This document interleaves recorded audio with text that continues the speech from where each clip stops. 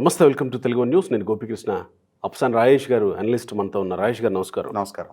కొల్లి రఘురామరెడ్డి విషయంలో ఏం జరిగింది, ఏ పరిస్థితులు ఆయన్ని అస్సాం వరకు తీసుకెళ్ళడానికి కారణమయ్యాయి అనుకోవాలి? కాస్త డీటెయిల్గా లోపలికి వెళ్ళే ప్రయత్నం చేద్దాం. ఇప్పుడు పరిస్థితులు, పరిణామాలు రఘురామరెడ్డి గారిని అస్సాం వరకు ఏమి తీసుకెళ్ళాయి అనేది విశ్లేషించుకునే ముందు ఈ అస్సాం అనగానే నాకు ఒక ఇన్సిడెంట్ గుర్తుకొచ్చింది. జూనియర్ ఎన్టీఆర్ది ఆది సినిమా ఉంటుంది. ఆది సినిమాలో హీరోయిన్ తండ్రి ఫ్యాక్షనిస్టు. అతను జూనియర్ ఎన్టీఆర్ మీదకి అలా ఫ్యాక్షను ముఠా సభ్యులను పంపిస్తాడు దాడికి. జూనియర్ ఎన్టీఆర్ వాళ్ళందరినీ గోతాల్లో మూటగట్టి అస్సాం వెళ్ళే గూడ్స్ ట్రైన్లో పడేస్తాడు. అంతా అస్సాం. ఇది ఎంఎస్ నారాయణ సమక్షంలో జరుగుతుంది. ఎంఎస్ నారాయణే వాళ్ళని తీసుకొని వస్తాడు ఇక్కడ. ఎంఎస్ నారాయణ ఇట్లా జరిగింది అని చెప్పని వాళ్ళ బాస్కి చెప్పలేడు. భయంతో గడగడ వణుకుతూ ఉంటాడు. ఈ నెక్స్ట్ ఇంకొక బ్యాచ్ బయలుదేరిపోతారు. ఒరే వద్దురా నాయనా మీరు కూడా అస్సామే అంటాడు. ఏంటన్నా అస్సాం అని అడుగుతారు వాళ్ళు. ఏం జరిగిందో చెప్పలేడు, దిగమింకుంటూ ఉంటాడు.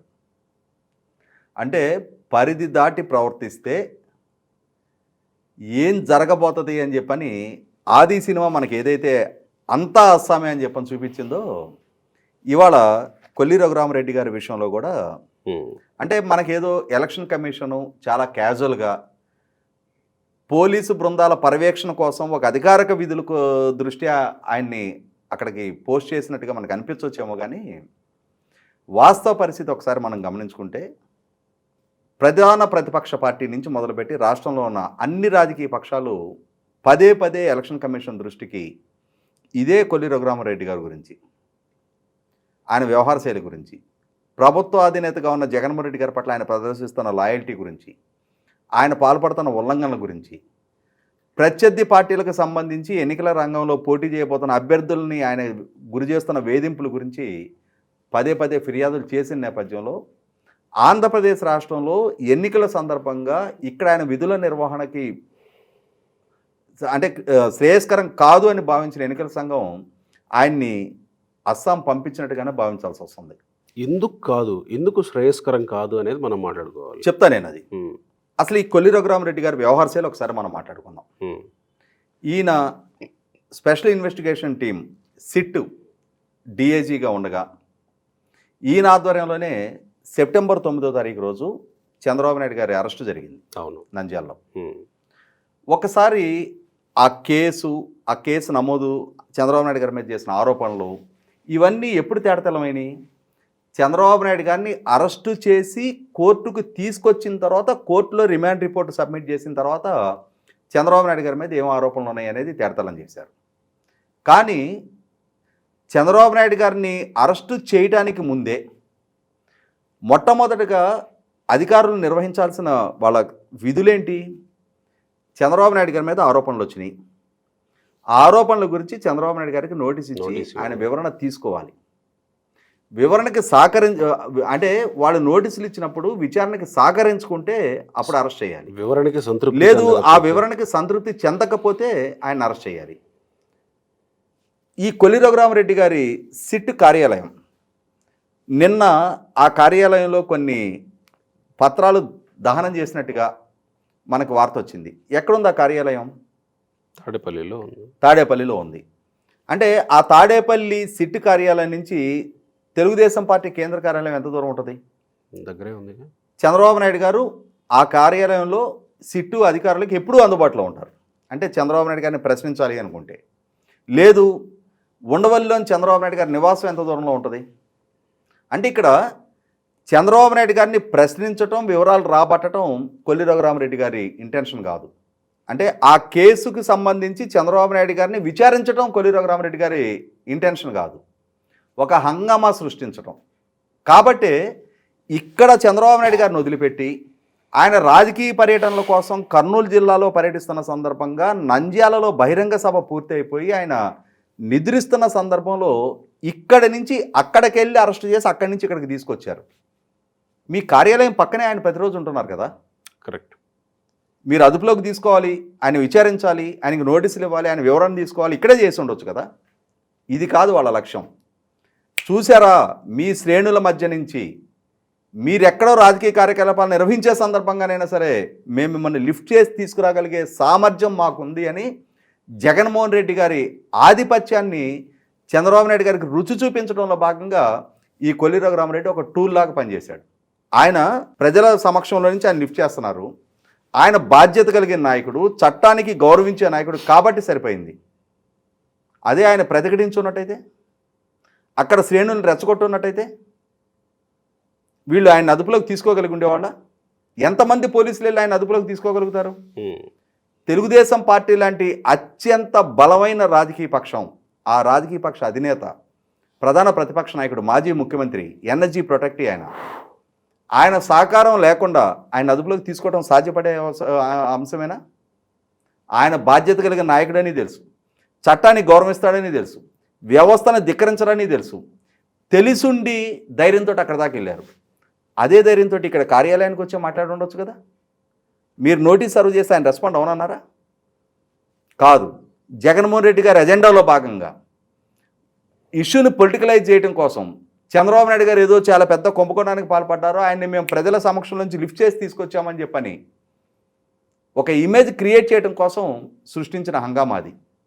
అంటే ఇక్కడ రఘురామరెడ్డి గారు డ్యూ ప్రాసెస్ ఫాలో కాల, నోటీసులు సర్వ్ చేసి చంద్రబాబు నాయుడు గారిని తప్పుని నిర్ధారణ చేసుకోవాలి, చంద్రబాబు నాయుడు గారికి లంచం ముట్టిన ఆధారాలు సేకరించాలి, అరెస్టు చేసి రిమాండ్కి పంపించి రిమాండ్ రిపోర్ట్లు అయినా సరే మనీ ట్రయల్ గురించి ఆధారాలు సేకరించారా? ఇది మనం సెప్టెంబర్ 9 ఆయన అరెస్ట్ నాడు మాట్లాడుకుంటాం. ఇవాళ ఏప్రిల్ 9, 7 నెలల కాలం గడిచిపోయింది. ఈ రోజుకి చంద్రబాబు నాయుడు గారికి డబ్బు ముట్టిన ఆధారాలు సేకరించగలిగారా? మరి ఎందుకు అరెస్ట్ చేశారు? ఎందుకు 53 రోజులు జైల్లో ఉంచారు? There is an intention. 100కి 100 పాళ్ళు జగన్మోహన్ రెడ్డి గారి అజెండాని, జగన్మోహన్ రెడ్డి గారి రాజకీయ అజెండాని అమలుపరచడం కోసం యూనిఫామ్ మాటున పనిచేసిన అధికారి కొల్లి రఘురామరెడ్డి. కాబట్టే పరిధి దాటి ప్రవర్తించారు. ఆయన విద్యుక్త ధర్మాన్ని మీరి ప్రవర్తించారు. తర్వాత మళ్ళీ ప్రమోషన్ అక్కడతో అయిపోలా. జగన్మోహన్ రెడ్డి గారి దగ్గర మార్కులు పొందారు కాబట్టి ఆయన ఐజీగా డైరెక్టరేట్ ఆఫ్ రెవెన్యూ ఇంటెలిజెన్స్ అని చెప్పని ఇంకో కొత్త విభాగానికి అధినేతగా అపాయింట్ చేశారు.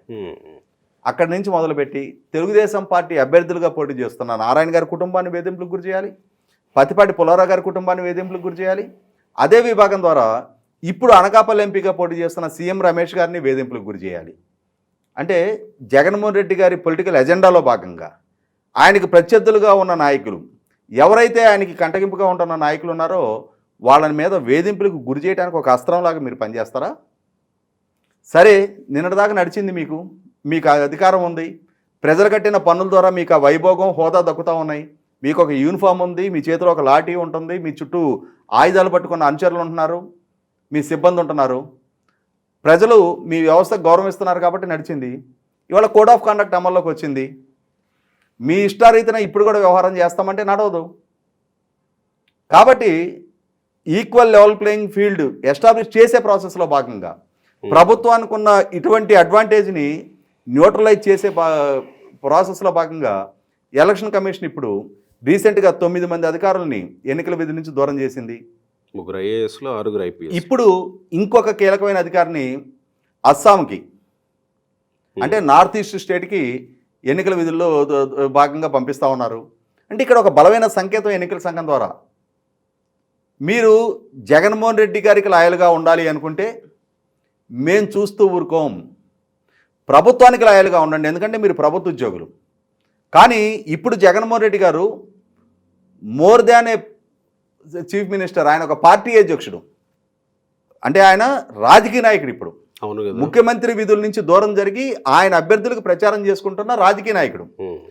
రాజకీయ నాయకుడి పట్ల లాయల్టీ ప్రదర్శిస్తున్నారు అని అంటే మిమ్మల్ని కూడా రాజకీయ కార్యకర్తలుగానే పరిగణలోకి తీసుకోవాల్సి ఉంటుంది. ప్రభుత్వ విధుల్లో ఉండి ప్రజలు కట్టిన పన్నుల నుంచి జీతం తీసుకుంటా, హోదా, వైభవం అన్నీ అనుభవిస్తా మేము రాజకీయ పార్టీ నాయకులకి లాయల్గా ఉంటామంటే సహించం. అన్ని సందర్భాల్లో మీ అధికారం, మీ తామసం నడవదు. ఇవాళ అంటే కోడ్ ఆఫ్ కండక్ట్ అమల్లోకి వచ్చిన తర్వాత ఎలక్షన్ కమిషన్ సుప్రీం, ఇవాళ ఎలక్షన్ కమిషన్ ఇచ్చిన ఆదేశాలను పాటించి తీరాల్సిన అవసరం ఉంటుంది. కాబట్టి ఈ అధికారులని ఈ బదిలీ ద్వారా రాష్ట్రంలో ఉన్న మిగిలిన అధికారులు, ఇదే వైఖరి ప్రదర్శిస్తున్న మిగిలిన అధికారులకు అందరికి కూడా ఒక బలమైన సంకేతం ఇచ్చినట్టయింది. ఉంటారా ఇంకా మిగిలిన వాళ్ళు? చాలా మంది ఉన్నారు. ఉమ్, ఇప్పుడు ప్రక్షాళన మొదలైంది చాలా కొద్ది, అంటే గడ్డిమేటలో సూది కోసం ఎతికినట్టే. ఉమ్, ఇంకా చాలా మంది ఉన్నారు. ఉమ్, చాలా సంప్రోక్షణ జరగాల్సిన అవసరం ఉంది. కాకపోతే ఒక సంకేతం పంపించినట్టయింది. ఇప్పుడు మొన్న ఎప్పుడైతే 9 మంది అధికారులని ఎన్నికల విధి నుంచి దూరం చేశారో దాని సైడ్ ఎఫెక్ట్స్ తుళ్ళూరులో ఉద్యోగ సంఘాల సలహాదారుడిగా ఉన్న చంద్రశేఖర్ రెడ్డి ఒక సభ ఏర్పాటు చేసి ఉద్యోగుల్ని ప్రభావితం చేసే ప్రయత్నం చేశాడు. ప్రతిపక్షాలు అంతకుముందు ఇతను ఎన్నికల విధులకు భంగం కలిగించాడు, ఎన్నికల కోడ్ ఆఫ్ కండక్ట్కి పరిధి దాటాడు అని చెప్పని కంప్లైంట్ చేస్తే తుళ్ళూరు ఎండిఓ పరిగణలోకి తీసుకోవాలా. ఉమ్, ఎప్పుడైతే ఈ 9 మంది ఐఏఎస్ ఐపీఎస్ అధికారుల మీద ఎలక్షన్ కమిషన్ వేటేసిందో ఇమ్మీడియట్గా ఆ తుళ్ళూరు ఎండిఓ చంద్రశేఖర్ రెడ్డి మీద కేసు ఫైల్ చేశాడు. ఉమ్, అదే సందర్భంలో పొద్దుటూరులో ఇంకొక సచివాలయ ఉద్యోగుల సంఘం అధ్యక్షుడు వెంకటరామరెడ్డి, ఇతను అక్కడ పొద్దుటూరు వెళ్ళి అక్కడ ఆర్టీసీ ఉద్యోగులతో ఒక సమావేశం ఏర్పాటు చేసి జగన్మోహన్ రెడ్డి గారికి అనుకూలంగా ఓటు చేయమని క్యాంపెయిన్ చేసి వచ్చాడు. కరెక్ట్, వీడియోస్ కూడా వచ్చాయి బయటికి. ఇమ్మీడియట్గా పొద్దుటూరు మున్సిపల్ కమిషనరు ఈ వెంకటరామరెడ్డి మీద కూడా కేసు ఫైల్ చేయడం జరిగింది అక్కడ. ఉమ్, అంటే ఇక్కడ అర్థమవుతున్నది ఏంటి, ఎప్పుడైతే 9 మంది అధికారులు ఐఏఎస్ ఐపీఎస్ స్థాయి అధికారుల మీద వేటు పడిందో, ఎన్నికల విధుల నుంచి దూరం చేశారో వాళ్ళని, అందులో ఆ రోజు ఎవరికి పోస్టింగ్స్ ఇవ్వాల. ఈ రోజు ఒక 3 ఐఏఎస్ అధికారులకు పోస్టింగ్ ఇచ్చారు, కానీ ఐపీఎస్ అధికారులకు ఇంకా పోస్టింగ్ ఇవ్వాలి. ఎలక్షన్స్కి సంబంధం లేని పోస్టులు అవి కూడా ఎన్నికలకు సంబంధం లేని పోస్టులే ఇచ్చారు. ఈ నేపథ్యంలో ఆ స్థాయి అధికారులకు ఇటువంటి పరిస్థితులు ఉత్పన్నం అవుతున్నప్పుడు మనం ఎందుకు ఇటువంటి రుచిలో ఇరుకోవాలి, ఆ మొలకిరీటం మనం ఎందుకు పెట్టుకోవాలి. ఈ జగన్మోహన్ రెడ్డి గారి ఆదేశాలు ఎల్లకాలం పాటించి, వాళ్ళ పార్టీ ఆదేశాలు పాటించి వాళ్ళ ప్రజల్లో పలసన అవుతా ఉన్నాం. ఎన్నికల సంఘం దగ్గర కూడా మనం ఎందుకు పలసన కావాలని చెప్పని ఒక నిర్ణయానికి వచ్చిన అధికారులు వాళ్ళు న్యూట్రల్గా పనిచేయడానికి అలవాటు పడతా ఉన్నారు. ఖచ్చితంగా ఇప్పుడు రఘురామరెడ్డి గారి మీద తీసుకున్న చర్య చాలామంది అధికారుల్లో కూడా ఆ పరివర్తన రావడానికి, రూల్ ఆఫ్ లా కట్టుబడి బిజినెస్ రూల్స్కి పరిమితమై పనిచేయడానికి ఒక మార్గం ఖచ్చితంగా ఒక దిశానిర్దేశం చేస్తానేది నేను స్పష్టంగా చెప్పగలుగుతాను. రైట్ రాజేష్ గారు, థ్యాంక్ యూ.